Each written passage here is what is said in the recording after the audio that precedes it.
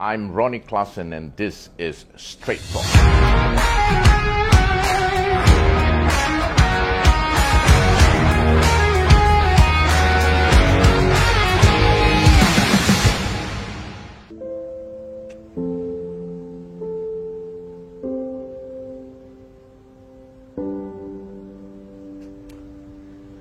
Hello Malaysia, this is Airtime with Ronnie Klassen.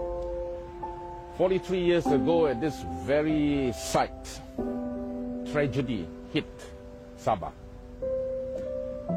6th of June 1976 will go down in history when a Nomad aircraft crashed on this very site, taking away the leaders of Sabah at that time. Among them was the Chief Minister of Sabah, Fuad Stephens. In addition to him, almost his entire cabinet was completely wiped out in this tragedy. How? Good evening, Malaysia, and welcome to my talk show, Straight Talk with Ronnie Klassen. Examining matters and issues that matters most to fellow Malaysians of mine. This is the first time that I am actually conducting a live session in my talk show, previously as well as my present talk show. Interesting enough, it's exciting, all right? I sincerely hope that the audience out there would bear with me, since this is the first time that I am actually conducting a live. Under normal circumstances, I've always been interviewing politicians, academicians, businessmen, all right, and the general public. Today, basically, is a very interesting subject that I have decided to go live on. A subject basically that has spurred the minds of many Malaysians, Sabahans in particular. The 66 tragedy. Malaysia's greatest unsolved mystery stretched over the last 47 years. Conspiracy theories, controversies have mounted over the last 47 years. How and why did this happen? The tragic crash that occurred on the 6th of June 1976, an Australian GAF Nomad aircraft N-22B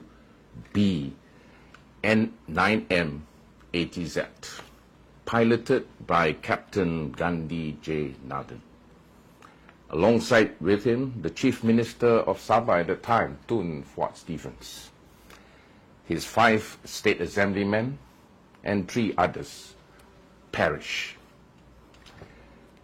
What and why was Chief Minister Tun Fuad Stephens and his cabinet ministers actually doing in Labuan? Now, there could have been many things for their reasons of being there. But one of the questions basically that we have asked is, what couldn't they do in Kota Kinabalu that they had to go to Labuan? Was the meeting with Tunku Razali in Labuan on the oil royalty?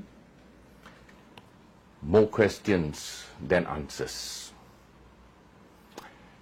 The crash report that has been classified for the last 47 years and only declassified recently by our Malaysian government, and its finding was no sabotage.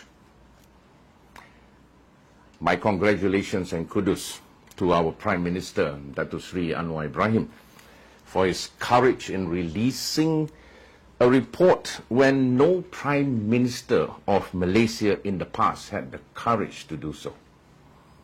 Yet this report, surprisingly, is by far not convincing. The final investigation report at the time, all right, was completed on January the 25th, 1977. presented to the Cabinet in March 1977. However, the results were never announced until now.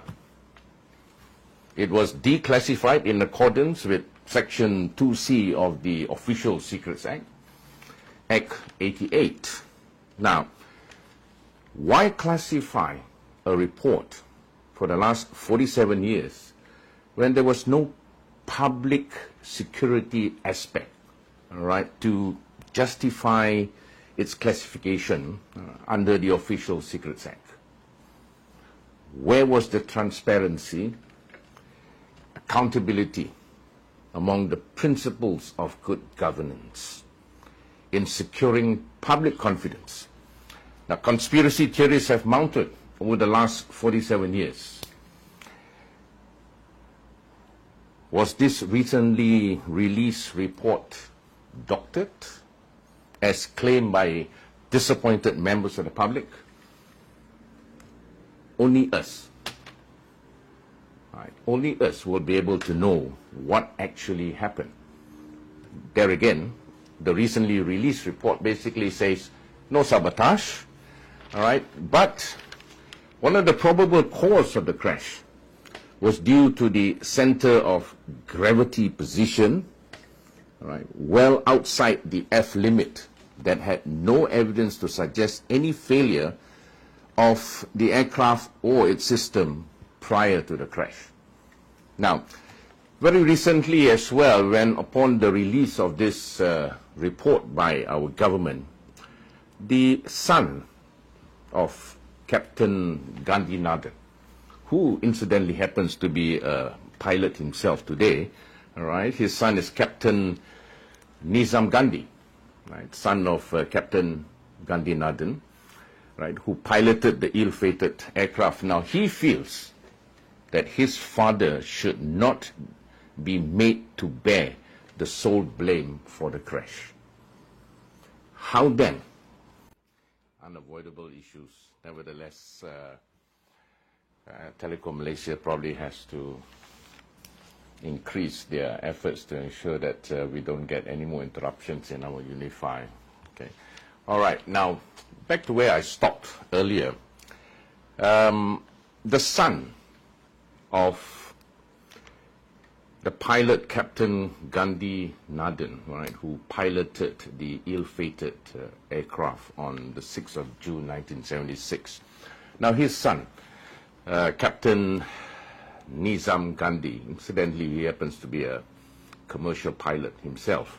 All right. Now, upon reading the report that was released by our government, all right, the reaction of Captain Nizam Gandhi basically was, well, I think it was rather natural, all right, when he stated that he feels his father, all right, should not be made to bear the sole blame for the crash.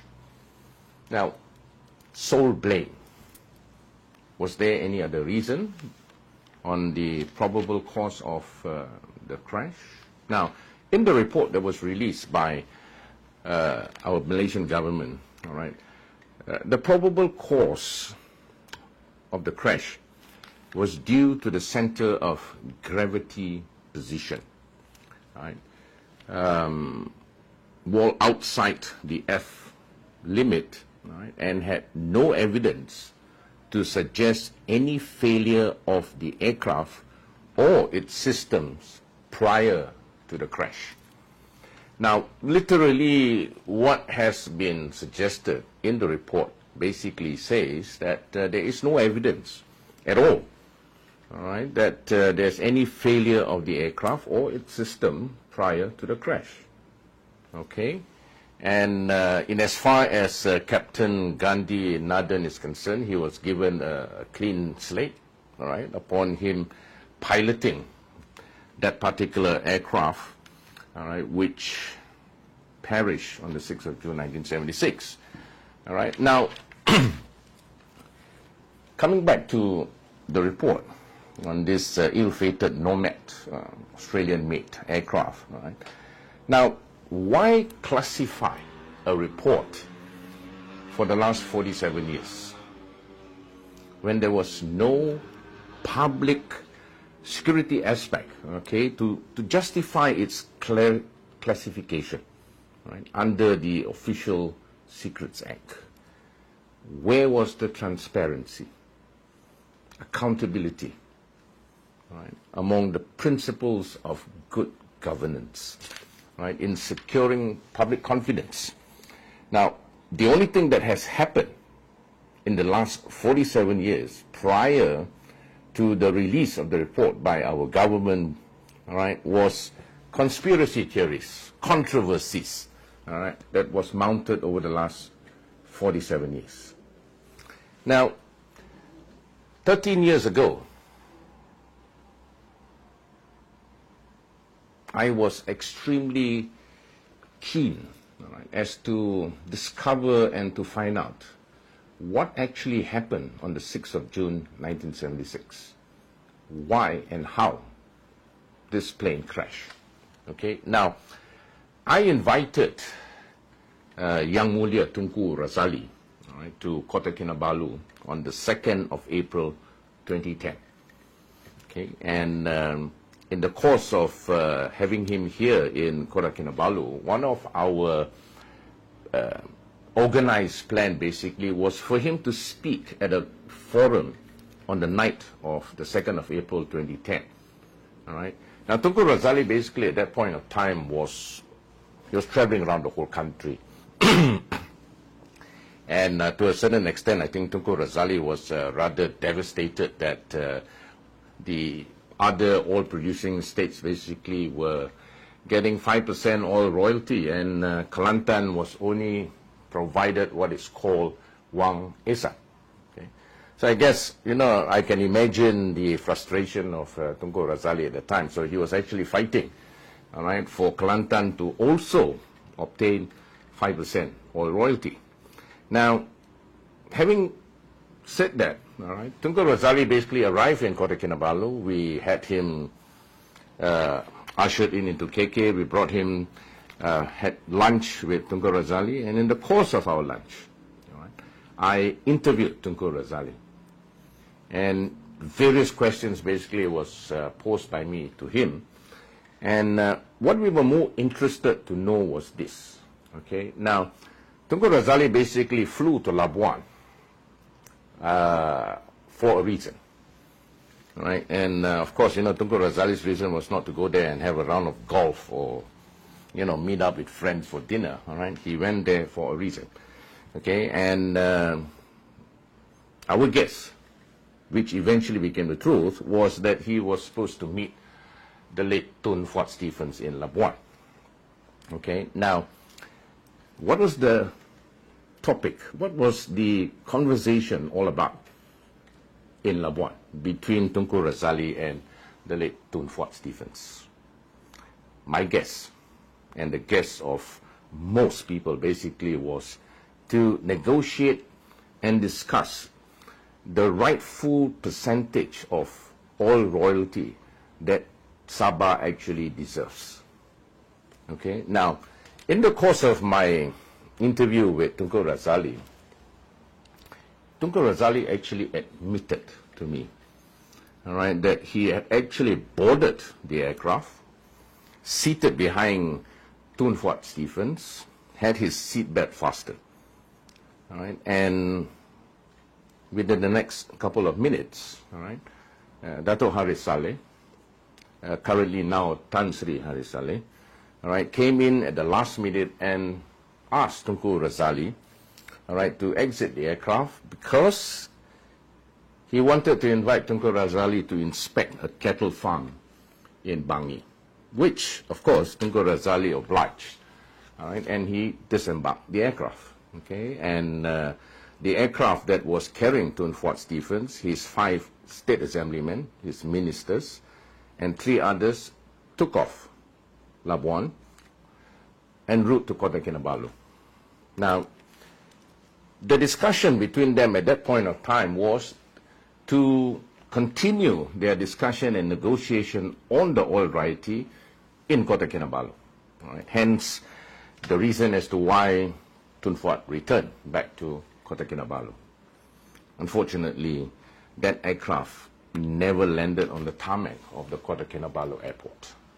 Now, was the recently released report doctored as claimed by disappointed members of the public, Sabahans in general? Right? Was it doctored? Now, in all honesty, I would think that we would need to congratulate our Prime Minister, Dato Sri Anwar Ibrahim, right, for his courage in releasing the report. But there again, a report release must have closure. Now, if this basically is classified as closure, then I would feel that the government basically has not fully completed its report.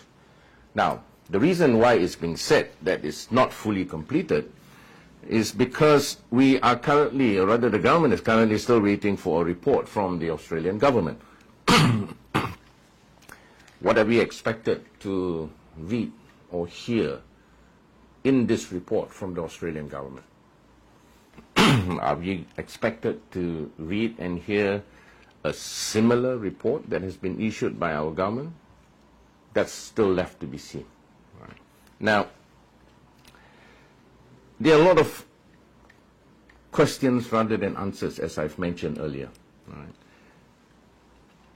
Quite honestly, 47 years has passed. We should be having more answers and very, very, very limited questions. Right. Unfortunately, it is now the other way around. We've got more questions and very, very minimal answers.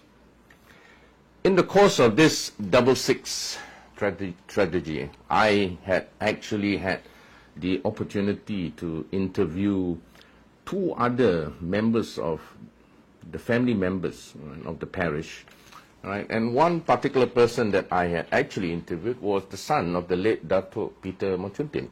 Right. And the son is Datuk Donald Mochuntin. I had that opportunity of interviewing him. And I also had the opportunity to interview Iskandar Saleh, the son of Datuk Saleh Sulong, right, who was then the Minister of Finance, that perished alongside Tun Fuat Stephens. And efforts were made by them over the last couple of years, to discover what actually happened.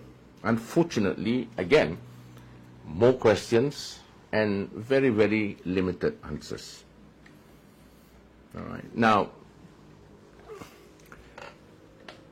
the general public's perception, all right, that there has been this conspiracy theories.